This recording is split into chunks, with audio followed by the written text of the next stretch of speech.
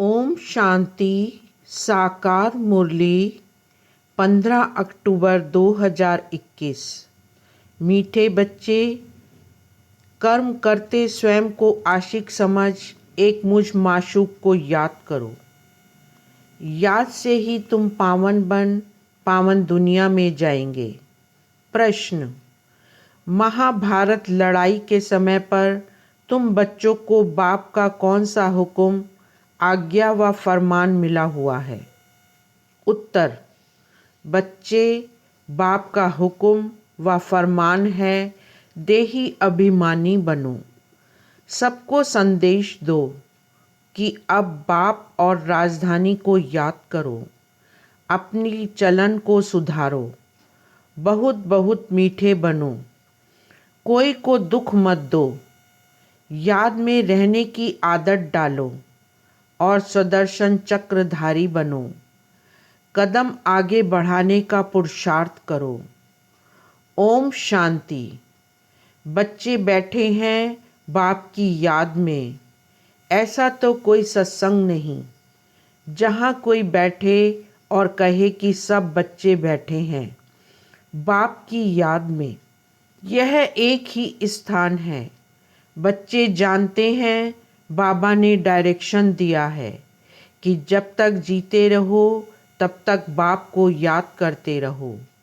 यह पारलौकिक बाप ही कहते हैं। हे बच्चों, सब बच्चे सुन रहे हैं। न सिर्फ तुम बच्चे परंतु सभी को कहते हैं, बच्चे बाप की याद में रहो तो तुम्हारे जन्म जन्मांतर के जो पाप हैं, जिसके कारण कट चढ़ी हुई है, वह सब निकल जाएगी और तुम्हारी आत्मा सतो प्रधान बन जाएगी।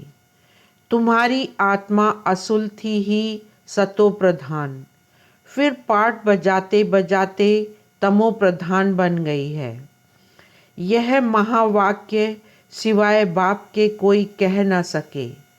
लौकिक बाप के करके 2-4 बच्चे होंगे, उन्हों को कहेंगे राम राम कहो या पतित पावन सीता राम कहो, अथवा कहेंगे श्री कृष्ण को याद करो। ऐसे नहीं कहेंगे हे बच्चों, अब मुझ बाप को याद करो। बाप तो घर में है, याद करने की बात ही नहीं। यह बेहद का बाप कहते हैं जीव की आत्माओं को। आत्माएं ही बाप के सामने बैठी हुई हैं। आत्माओं का बाप एक ही बार आते हैं। 5000 वर्ष के बाद आत्माएं और परमात्मा मिलते हैं। बाप कहते हैं मैं कल्प कल्प आकर यह पाठ पढ़ाता हूँ। हे बच्चों, तुम मुझे याद करते आए हो। हे पतित पावन, आओ, मैं आता हूँ जरूर। नहीं तो याद कहाँ तक करते रहेंगे, लिमिट तो जरूर होगी ना। मनुष्यों को यह पता नहीं है कि कलयुग की लिमिट कब पूरी होती है। यह भी बाप को ही बताना पड़े। बाप बिगड़ तो कोई कहेंगे नहीं कि हे बच्चे मुझे याद करो।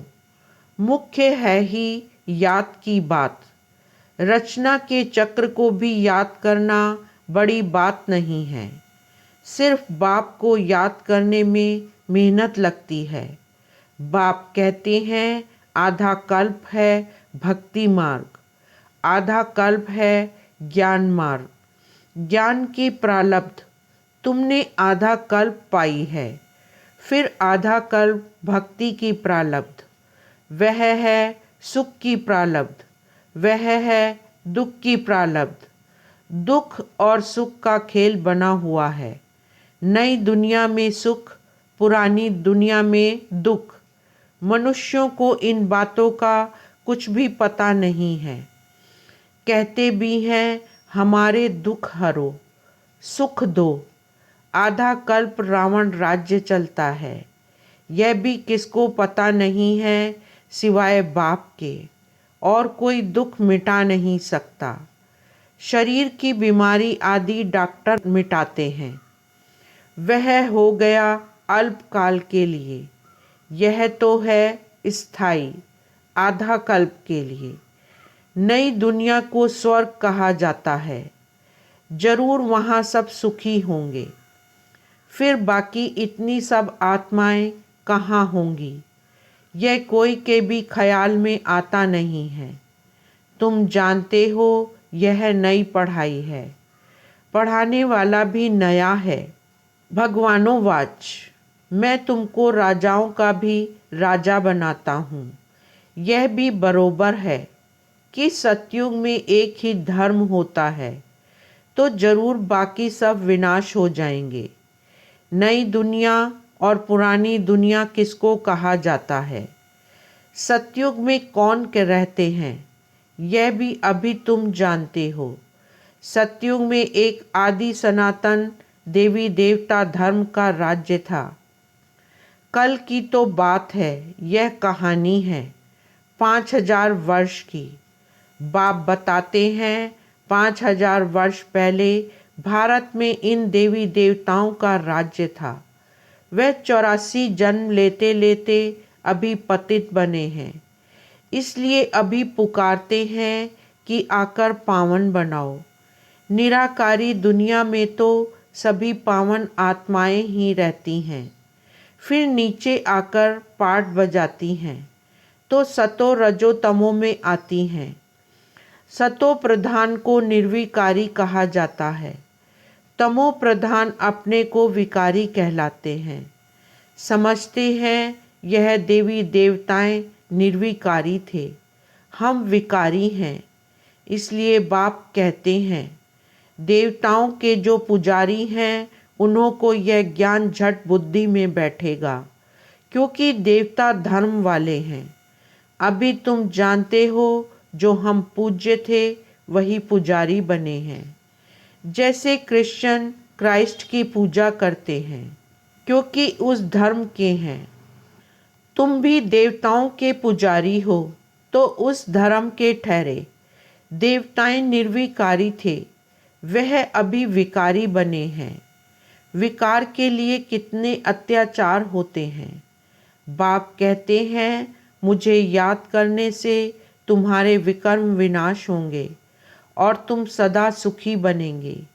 यहाँ है सदा दुखी, अल्पकाल का सुख है। वहाँ तो सब सुखी होंगे। फिर भी पद में फर्क है ना। सुख की भी राजधानी है, दुख की भी राजधानी है। बाप जब आते हैं तो विकारी राजाओं की राजाई भी खत्म हो जाती है, क्योंकि यहाँ की प्रारब्ध पूरी हो गई है। अभी तुम बच्चे जानते हो बाप की श्रीमत पर चलना है। बाप कहते हैं जैसे मैं शांति का सागर हूँ, प्यार का सागर हूँ, तुमको भी ऐसा बनाता हूँ। यह महिमा एक बाप की है, कोई मनुष्य की महिमा नहीं है। तुम बच्चे जानते हो बाप पवित्रता का सागर है। हम आत्माएं भी जब परम धाम में रहती हैं तो पवित्र हैं। यह ईश्वरीय नॉलेज तुम बच्चों के पास ही है और कोई जान ना सके। जैसे ईश्वर ज्ञान का सागर है, स्वर्ग का वर्षा देने वाला है, उन्हें बच्चों को आप समान भी जरूर बनाना है। पहले तुम्हारे पास बाप का परिचय नहीं था। अभी तुम जानते हो परमात्मा जिसकी इतनी महिमा है, वह हमको ऐसा ऊंच बनाते हैं तो अपने को ऐसा ऊंचा बनाना पड़े। कहते हैं ना, इनमें दैवी गुण बहुत अच्छे हैं। जैसा देवता, किसका शांत स्वभाव होता है, किसको गाली आदि नहीं देता है, तो उनको अच्छा आदमी कहा जाता है। परंतु वह बाप को सृष्टि चक्र को नहीं जानते हैं। अब बाप आकर तुम बच्चों को अमर लोक का मालिक बनाते हैं। नई दुनिया का मालिक बाप बिगर कोई बना नहीं सकता। यह है पुरानी दुनिया, वह है नई दुनिया। वहाँ देवी देवताओं की राजधानी होती है। कलयुग में वह राजधानी है नहीं, बाकी अनेक राजधानियां हैं। अब फिर अनेक राजधानियों का विनाश हो और एक राजधानी स्थापन होनी है। जरूर जब राजधानी नहीं हो तब बाप आकर स्थापन करे, सो तो सिवाय बाप के और कोई कर ना सके। तुम बच्चों का बाप में कितना लव होना चाहिए। जो बाप कहेंगे सो करेंगे जरूर। एक तो बाप कहते हैं मुझे याद करो और सर्विस करो, दूसरों को रास्ता बताओ। देवी देवता धर्म वाले जो होंगे उनको असर पड़ेगा जरूर। हम महिमा करते ही हैं एक बाप की। बाप में गुण हैं तो बाप ही आकर हमको गुणवान बनाते हैं। बाप कहते हैं बच्चे बहुत मीठा बनो, प्यार से बैठ सबको समझाओ। भगवानोवाच मामे कम याद करो तो मैं तुमको स्वर्ग का मालिक बनाऊंगा। तुम्हें अब वापस घर जाना है। पुरानी दुनिया का महाविनाश सामने खड़ा है। आगे भी महाभारी महाभारत लड़ाई लगी थी। भगवान ने राजयोग सिखाया था। अब अनेक धर्म हैं। सतयुग में एक धर्म था जो अब प्रायः लोप हो गया है। अब बाप आकर अनेक धर्मों का विनाश कर एक धर्म की स्थापना करते हैं। बाप समझाते हैं मैं यह यज्ञ रचता हूँ। अमरपुरी जाने के लिए तुमको अमर कथा सुनाता हूँ। अमर लोक जाना है तो मृत्यु लोक का जरूर विनाश होगा। बाप है ही नई दुनिया का रचयिता, तो बाप को जरूर यहाँ ही आना पड़े। अब तो विनाश ज्वाला सामने खड़ी है। फिर समझेंगे तो आप सच कहते हो।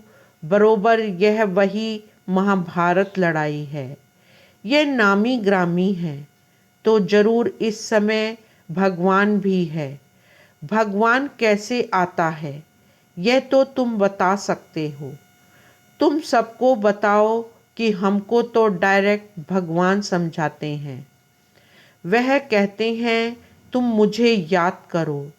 सतयुग में तो सभी सतो प्रधान हैं, अभी तमो प्रधान है। अब फिर सतो प्रधान बनो, तब मुक्ति जीवन मुक्ति में जाओ। बाप कहते हैं सिर्फ मेरी याद से ही तुम सतो प्रधान बन सतो प्रधान दुनिया का मालिक बन जाएंगे। हम रूहानी पंडे हैं, यात्रा करते हैं मन मना भव की। बाप आकर ब्राह्मण धर्म सूर्यवंशी चंद्रवंशी धर्म स्थापन करते हैं। बाप कहते हैं मुझे याद नहीं करेंगे तो जन्म जन्मांतर के पापों का बोझा उतरेगा नहीं। यह बड़े ते बड़ा फुरना है। कर्म करते धंधा करते मेरे आशिक मुझ माशूक को याद करो। हर एक को अपनी पूरी संभाल करनी है।